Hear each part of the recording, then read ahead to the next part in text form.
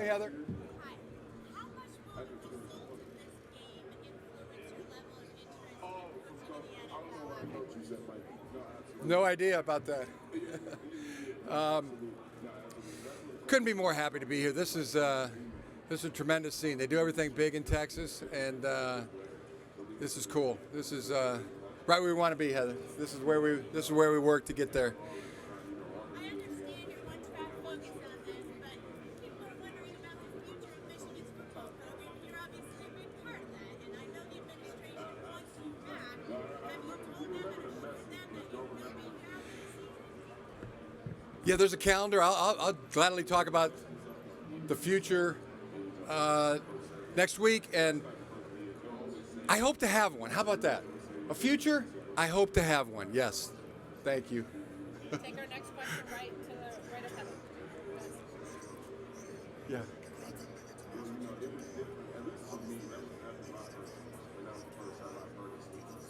Yeah.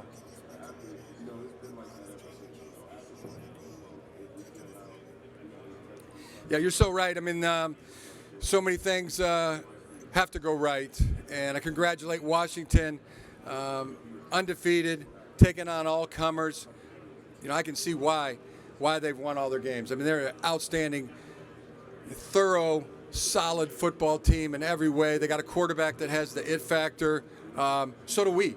You know, we got a quarterback with the it factor, and a really good team in all phases.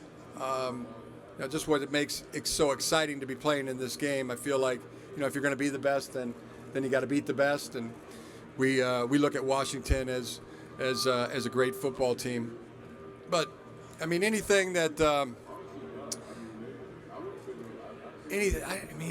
obstacles, overcoming thing. Yeah, we've done a lot of that, but I mean, sometimes the obstacles are the way, you know. And for instance, it's just been fun. It's just been describing going to work every day and being around a guy like J.J. McCarthy. It's a blast, you know. Being around a guy like Blake Corum, I mean, it is inspirational. Being around a guy like Junior Colston, also inspirational. You know, if he can do it with really one half a hand, he's got a half a hand. Most people got two. He's playing with a half a hand out there, and had 10 tackles last week. I mean, if he can do it, then hey, I can do it. You know, I can be resilient. I can be you know, give it my very best. Mike Samra still, you know, guys at the level of, I take great inspiration. Donovan Edwards, his personality, it's a blast to be around him, to go to practice and work every day. So maybe it all sounds however it sounds, but I'm having a blast. Coach, you heap a ton of praise on J.J. McCarthy. You just did right there. Given the way modern offenses are built around the strengths of their quarterbacks, why is the passing game not a bigger part of this offense, considering how you feel about J.J.? I think it's a pretty darn big part. 3 touchdown passes last week. You know, well over 200 yards. I think the thing that makes him great is he's so talented, so athletically gifted, but mentally he's so sharp. I mean, you have to be sharp as a coach to keep up with him, because I mean, he comes into those meetings prepared. He's already looked at the cut-ups. He's already looked at the games. You can reference a cut-up, and he knows it. He's already previewed the game plan. I mean, Kirk Campbell, I mean, he is on his game. Kirk Campbell is a football guy, great coach.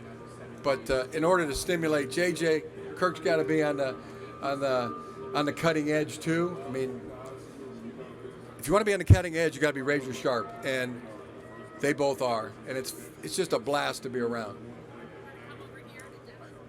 Jim, what is your typical game week like in coaching beyond addressing the team? Do you duck into meetings, team planning, everything like that? I'm thinking about the 4th down play against Alabama. Was that you? Was that Sharon? How much flexibility was there? I mean, it's just a big team effort. Good thing about being a head coach, you get to coach anybody, everybody, mostly with the quarterbacks, and the play calling in the past game what Sharon did as a play caller. I mean, he got our favorite plays off the sheet, and he called them at the right time. And never better than that 2-minute drive and then into overtime. Jesse Minter had I switch over and listen to Jesse call the game, and he's incredible. Two great callers of the game, in Sharon Moore and Jesse Minter. Coach, this team has gone through a lot of adversity this season. How would you describe the fight in this team? It's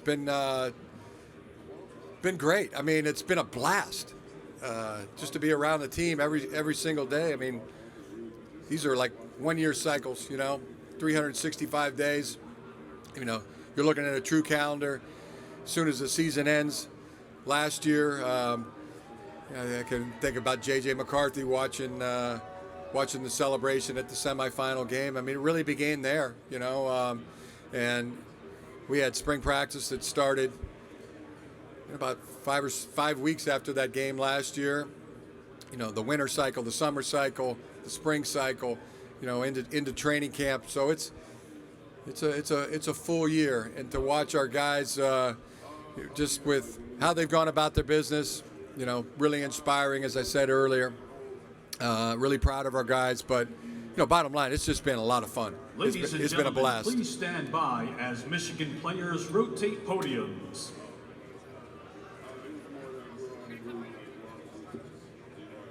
Jim, at 26-1, JJ is the second highest winning percentage as a starter behind Chuck Ely at Toledo in the 60s and 70s. Your dad coached 2 years against him. I was just curious, what do you know about Chuck Ely, and what do you think about 35-0? Does that boggle your mind? Yeah, Chuck Ely, I know that name. I could have told you that. He was somebody that was talked a lot about in the house growing up when we were kids. My dad was a secondary coach. But yeah, what JJ has done is remarkable. And people say he preys on him and things like that. I mean, I think I'm hitting it right down the middle of the strike zone. That he's a great football player. Got the it factor in every way, and so does Mr. Penix. I look at them both. Great quarterbacks, elite talents, and they both got that it factor. As did Chuck Ely. Back over here, Coach. Coach, last time you were in a championship game, the lights went out. So you had a chance to find the breaker box at NRG. And how does this week compare to Super Bowl week for you? Very, very similar. Very similar comparison to Super Bowl week. It's got that same feeling. I mean, it's what you're striving for. Just to be simply known as world champions or national champions. That's what you're going for. Jim, wanted to go back to the point you made about heaping praise on JJ. You bring up the name Tom Brady a lot when you talk about JJ. For a lot of players, that might be, a comparison that intimidates them or something. Why do you feel comfortable, talking about the greatest quarterback of all time with your guy who's in his third year of college? Well, Tom's been great to JJ. I mean, Tom and JJ talk and communicated some great nuggets to JJ. And, simply what I said was I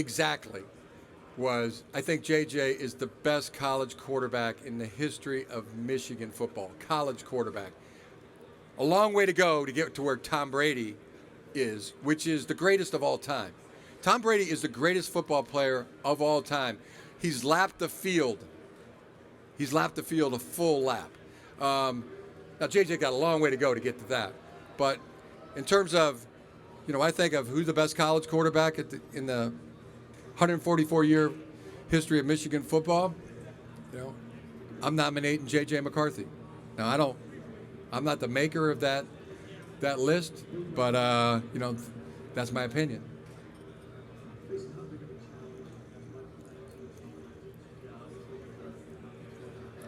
How do you feel to be Alabama and Ohio State in the same season? Pardon?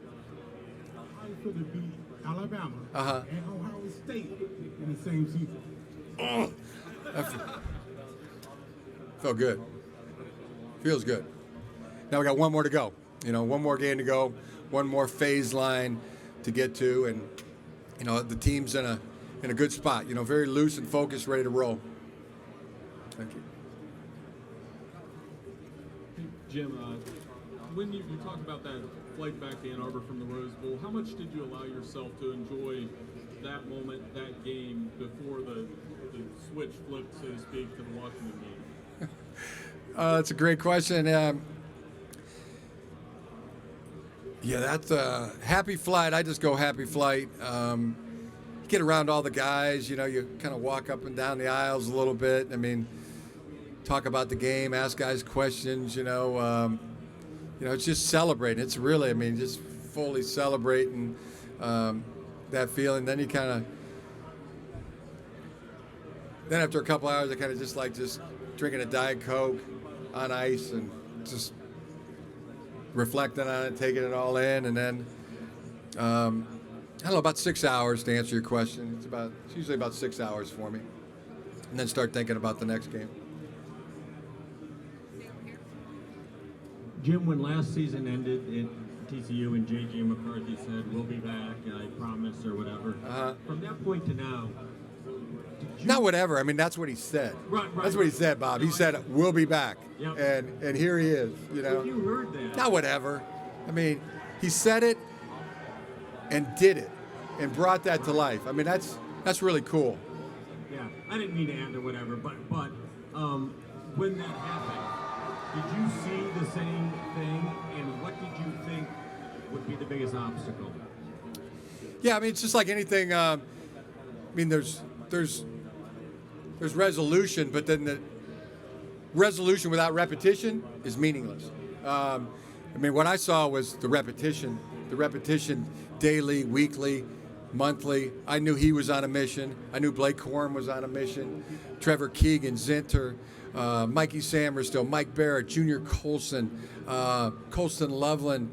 Then a group of transfers came in that just fit in right away. That were so tremendous for our team. So it was the repetition that and the focus, and the goal, which they were trying to achieve. That okay, this is good. This is cool. This is a blast. I love being around this, and let's just keep having at it. Let's keep doing it. Hi, Jim. So last week you got to match up with Saban, one of the all-time greats. And that was Yeah. good to get a guy that far less high profile than Nick. So we don't know a lot about him. What do you know about him? As you go against him this week on Monday. Yeah, Coach has done a tremendous job. Did a tremendous job at Fresno State. Taking that program, right away. You got to be impressed with how fast it's happened. Takes a lot of people, years to, turn a program or flip a program, and he's done it in such a short time. I think he's just a rising star in the profession without question. He is a star. He's not a rising star. He's a shining star. When you're able to accomplish like that, that's a shining star. And I put very little into what people say, but what people do. Your actions speak so loudly that can't even hear what people are saying. His actions they're there. They're the actions. They're the record, and been very impressive. Shining star. When you're watching film with Michael Penix, what's the scariest thing that he does? What keeps you up at night about him? Yeah, the it factor that he has. He just got it. Next, just unconscious. Like no conscience. He's got no conscience when he's throwing one of those balls into the tightest window, and the confidence that he can put it in there, and his receivers are going to make a play. That's scary good.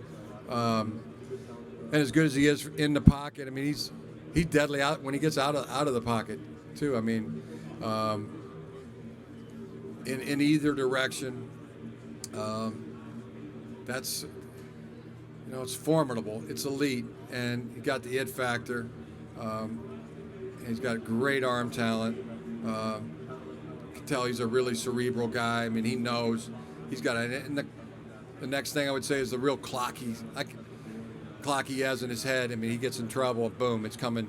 It's going to a check down. He just sees the field, knows where everybody is at all times. So this is a exciting matchup for our secondary. I mean, we think we got a really good one.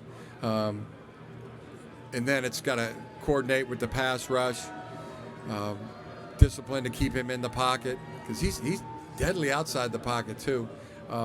So all those things. Excited about the challenge. This is, to be the best, you got to beat the best. All those things are what I think.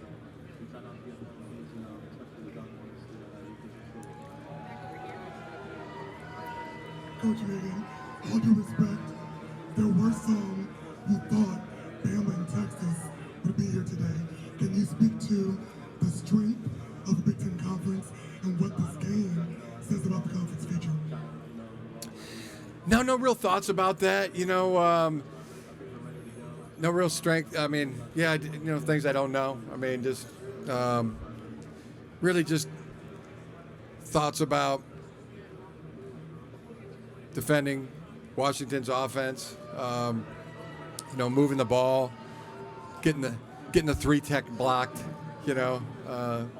Most of my thoughts are. It's a great question, though. I mean, cool question. I just haven't thought that much about that question.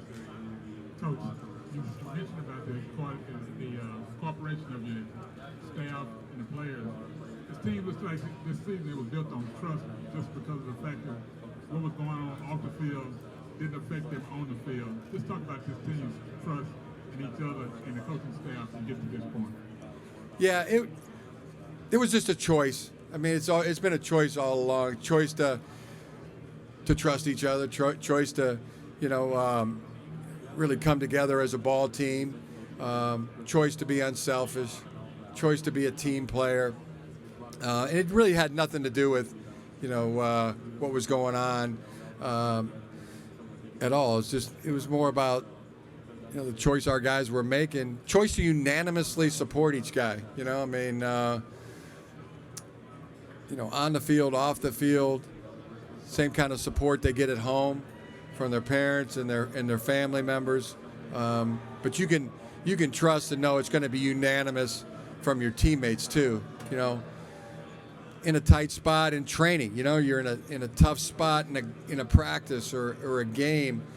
You have a teammate or teammates that are going to have your back and spot you in a lift, get you through a tough workout. It's that kind of unanimous support that our team has for each other, and unconditional would be another U word I would use that makes up, who our guys are. Jim, when last season ended, your players clearly felt they could be back here. When did you think it was possible? And was there any point where you thought in a game or whatever that it could possibly not happen? Yeah, I thought it was possible. I mean, right then and there, right when we walked off that field, right when JJ said we would be back, I thought it was possible. And then, to watch the repetition every day of what our guys were doing, how they went right back to work. As I said, I mean, what you do speaks so loudly that we can't even hear what you're saying. What our guys do on a daily, weekly, monthly basis speaks so loudly.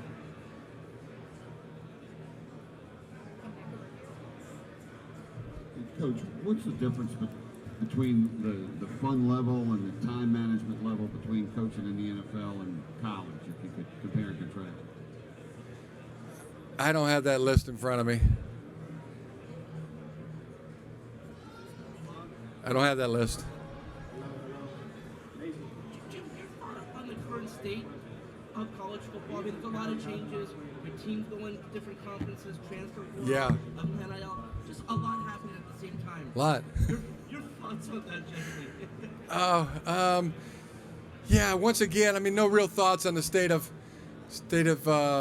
college football. No question. There's been, it's evolving. A lot of changes, are happening. I mean, the one I can't figure out is why the players aren't sharing in the revenue. Why that change hasn't occurred. People come to watch the players. They really don't come to watch the coaches. They don't come watch the administrators. They come to watch the players. And in a world where the revenue is ever growing, the student athletes being able to participate in that ever growing revenue, who could argue against that? And when is that going to change? When is everybody going to start using their voice to say, hey, this is wrong. This isn't right. I mean, there's guys that are out here. I mean, they're not even getting paid minimum wage. And I'm not talking about just football players. I'm talking about all student athletes that need to participate. The talent, needs to participate in the ever-growing share of the revenue. I'd like to see that change. We've seen a whole conference go into a portal. If that can open, those kind of things can happen overnight, things that we saw this year. I mean, they just happen. Then, and I don't know how the sausage gets made completely, but there's a lot of smart people that know a lot about revenue sharing, know a lot about how those algorithms and economics work, and the real issue is there's no voice for the players, and the organizations, conferences, universities, NCAA, they're well represented. They have legal firepower at every angle, and the student athletes they don't have a voice. They're not represented in any way, and that needs to change too. But like I said, if stuff can happen this quick, like we've seen this year, then I'm hopeful that that there's a wrong that can be righted quickly as well. On that note, because there isn't revenue sharing, all the schools have had to use this, NIL, and then there's NIL, people using it as paper play or basically like that. Every program's had to navigate in a certain way. I'm curious how you feel with how Michigan has navigated NIL has contributed to you maintaining a good culture in the locker room, even though there is money floating around. Yeah, and people do say that. I mean, they say NIL and that's cool, but guys are working for that. I mean, they're working for that. I mean, they're in a lot of ways. I mean, you got to be a pitchman. You gotta go do something. But they're really already earning it. With what they're doing on the field. I mean, there used to be a saying. Old coaches. I remember my dad's used it. My brothers used it.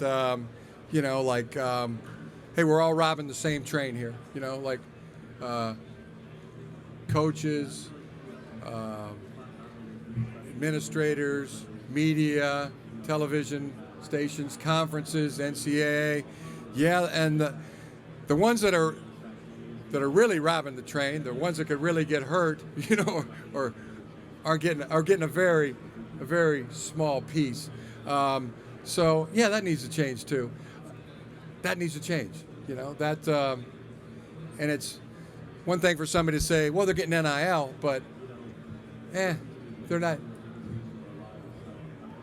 I mean, the billions that are being generated, they're not getting much of, very small percentage. We need to take a break real quick. They're getting the same amount as I got in the 80s. You're getting a scholarship, room, board, books, and tuition. So it's like, come on, man, let's do the right thing here. And who is that voice? I don't know that. Who's the voice for the student athletes? But you got the organizations, that are really fighting for for fighting for their share and their piece, and it's time to share. I mean, I would say this. I mean, I'll say it this way: anybody that's profiting off of the student athletes right now, myself included, coaches, somewhere between 5 and 10%. Take 5 to 10% less. That'd be go for any administrator, any coach, any conference, any university, NCAA. 5 to 10% less, and then maybe a 10% tax from the television station more into one pot for the student athletes. Maybe that's a start. A way, but some conversation here on how to get it done, because I don't know if people know this, but I've been told maybe 17% it's going up. The TV contracts are going up another 17% next year. So ever growing, ever increasing revenue that it'd be right for the student athletes, not just football, all student athletes to share in. We need to take a break here. Coach will be back in a few minutes.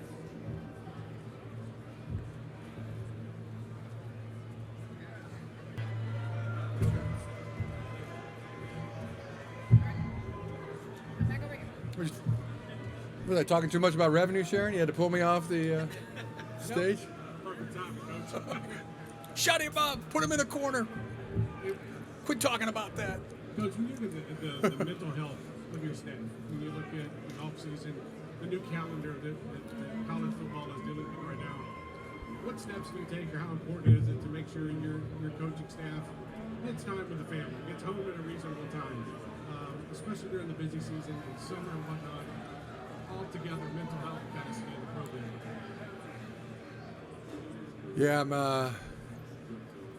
Yeah, getting home, being with the family. I mean, it's what I do. I mean, I recommend they do the same thing. I mean, I'm either at work or doing something with the family.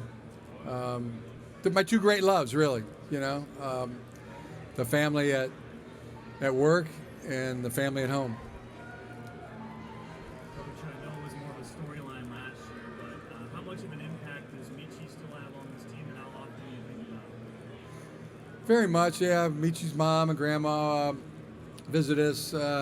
They visit us pretty regularly, and Michi's got a son we get to keep an eye on and be involved with. So yeah, it's still. We knew it as soon as we met Michi. That was going to be. We're going to be connected for a long time.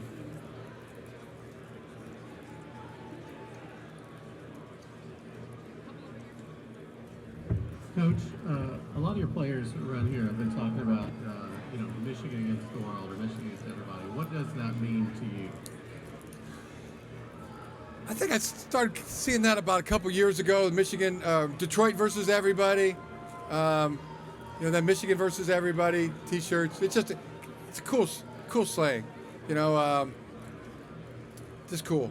I'm one of those guys who likes cool sayings too, and I like that one. Wish I would have come up with it. This is my last thought on that.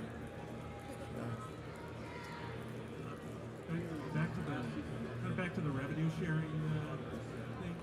I think maybe a lot of people don't grasp just the time commitment that college athletes put into their sport, and just wondering your experience around the NFL, how that compares, to just a professional player.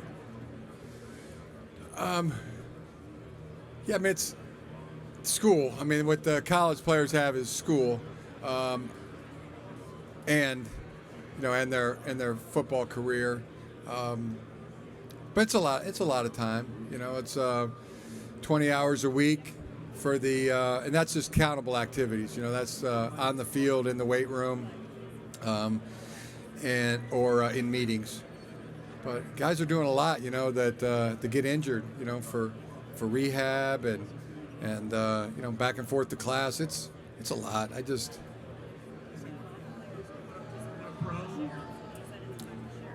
No, they don't. The college players don't spend as much time as the pro football players do. I mean, that's like you're there 8 to 5, you know, for as a player 8 to, and then they're doing extra. Our guys do extra. I mean, yeah, whatever. I mean, it's more of the fact that there's a lot of people profiting off the backs of student athletes, and they do a lot of work to keep it from them. You know, it's like all kind of rules, and have been doing it for a long time. And if things can change as they've changed so quickly, you know, in college athletics, just this year, just in 2023, I mean, it's seen so much change, including a whole conference going into a portal, you know, then you're hopeful. I mean, you're confident that you know, this is something that could change rather quickly. You know, with the right voice, with the right people talking about it. You know, with you know, eventually someone to speak for the players. You know, they need that, and that's missing right now. But just confident it can happen. You know, if other things can happen this quickly, then why can't that? Why not? You know, when is the time? Time seems like it's now. We're here with Jim Harbaugh now, and Jim, one of the, you know, you're a Michigan man, you played here, came back, knows what this means for the alma mater. What would it mean to deliver a national championship to Michigan with this team? Oh, the best part is just what it means for each guy on the team, each player on the team. You know, that their families can say, you know, my son's a champion. My son's a national champion. You know, for the grandparents, the relatives, brothers, the sisters, to say, you know, my brother's a national champion. I feel the same way with my kids. You know, for them to be able to know their dad's a champion, or my wife to know their, you know, husband's a champion. It's really for everybody else, and that's what makes it so much better. Is it's just so many people involved that you know, get to reap the reward of that. There's been so much attention on Washington's offense, your defense, on this defensive front. Obviously, they did so much against Alabama to control the game. How do you feel about that matchup and what the challenges that Washington presents with Michael Penix Jr.? Yeah, he's got the it factor. He's elite. Great receivers. Really tremendous offensive line. Washington defense, that doesn't get talked about enough. I mean, they're really good. Their secondary is so opportunistic. I mean, bunch of interceptions. I think a lot, 18, 19. They get their hands on the ball. They're really good. You know, maybe our offense doesn't get talked enough. I'll take our offense. You know, I love our offense. Love our quarterback. He also has the it factor. Washington's a thorough team. Let me say that. You know, offense, defense, special teams, and so are we. You know, the evidence is there. They've taken on all comers, and they've come out on top every single time. We've taken on all comers and come out on top every single time. So this is really, you know, best versus best, and to be the best, you got to beat the best, and we're ready to have at it. Coach Jesse worked with your brother in Baltimore. What does Coach Jesse bring to the defense, and how does he impact the team? Jesse's a great coach. He's just so smart, really cerebral, but he's so collaborative too. I mean, he gets everybody's input, and he can do it on a really timely fashion. I mean, you know, we're going to look at, you know, these formations, you know, these plays. You know, we're going to get these defensed, and, you know, get on a topic, get input, get a plan, you know, move to the next phase. He's very good about that. Very, very, very smart. Has answers, but it's able to get the rest of the coaches involved. Mike Elson's had an amazing year. Our defensive line coach has been tremendous. Steve Klinkscale's done a great job. Jay Harbaugh, great job. You know, by Chris Partridge, by Rick Minter, and Jesse does a great job. You know, getting those thoughts and inputs from everybody and putting it all together, coordinating, and then as a play caller, he is just so money, so sharp. can process that information so quick and kick out the call. And he's also a great players coach. I mean, he understands the players. They understand him. They know him. He knows them. I mean, just so well-rounded as a coach. I mean, he's a tremendous coach. And I would say the exact same thing about Sharon Moore. I mean, they're like cut from the same cloth. Both are going to the highest level of the profession. And I've been the whole program's been lucky to have both those guys. And Jay Harbaugh has been a tremendous special teams coordinator. And I could talk about every guy on the staff. Like Moses, I'm going to die leaning on my staff. They've been tremendous. The 5th-year, 6th-year guys, Mikey might be. Yeah. Just had their last practice at Shem. Yeah. Talking about, you guys all talk about the one track mind all year. This is obviously the end of the track, right? And they've been on this train ride a bit longer than everyone else. Can you just speak to their impact, the guys who came back, and just where you are at the end of this track, one way or the other with this group? Yeah, one more phase line to go, one to achieve, one more game to go.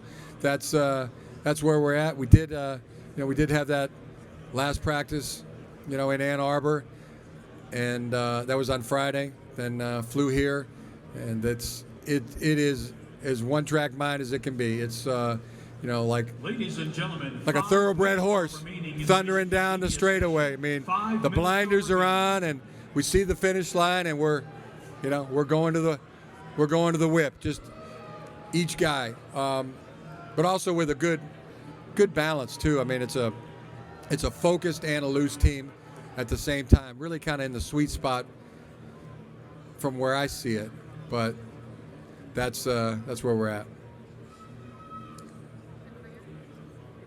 What kind of head coach is Coach Moore going to be in the future? Tremendous. I mean, we've already seen it, right?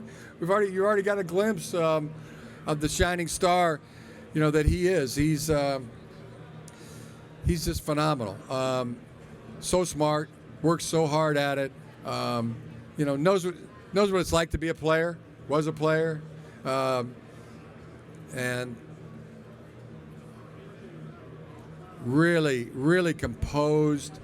Something goes wrong. I mean, 3, 2, 1, let it go. I mean, he's tremendous at that. Never better than he was in that 2-minute drive in the Rose Bowl and in overtime. Knew he had to call the game of his, the drive of his life, and he did. And saw the same thing when he's coaching it against Ohio State in the Big House. Same thing when he went to Penn State. How about that? I mean, you got to go to Penn State. You find out the day before the game that in addition to your offensive line coaching duties, your offensive coordinating play duties, and your play calling duties, you're also gonna make the head coach decisions as well. So Sharon Moore, shining star, no doubt about it. It doesn't even matter what anybody says. It's what you do. What you do speaks so loudly, can't even hear what you're saying. Yeah, so the first time I saw him as a coach, got a recommendation. He's a really good coach over at Central Michigan. He's coaching the tight ends. His name is Sharon Moore. You ought to at least bring him in and talk to him. So called him up on the phone. Sharon, this is Coach Harbaugh. Can you come over to Ann Arbor, and I want to talk to you about the tight ends job here at Michigan.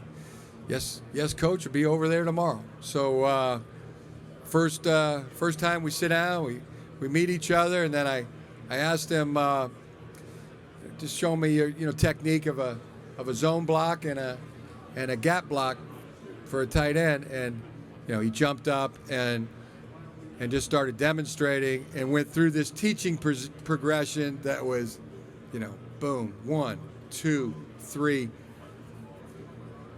4. And ladies and gentlemen, this concludes the rememberable, session. learnable. In approximately 30 minutes, Washington's media session will begin. Yeah, but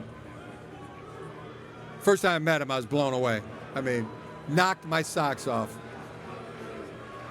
Coach, as you know, the atmosphere of the stadium can more or less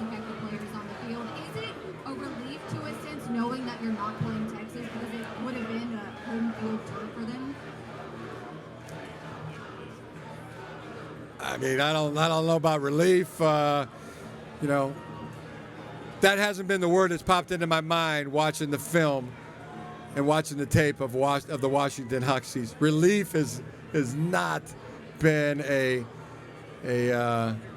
no, that's not the word that has jumped into my mind. Is that it? Okay.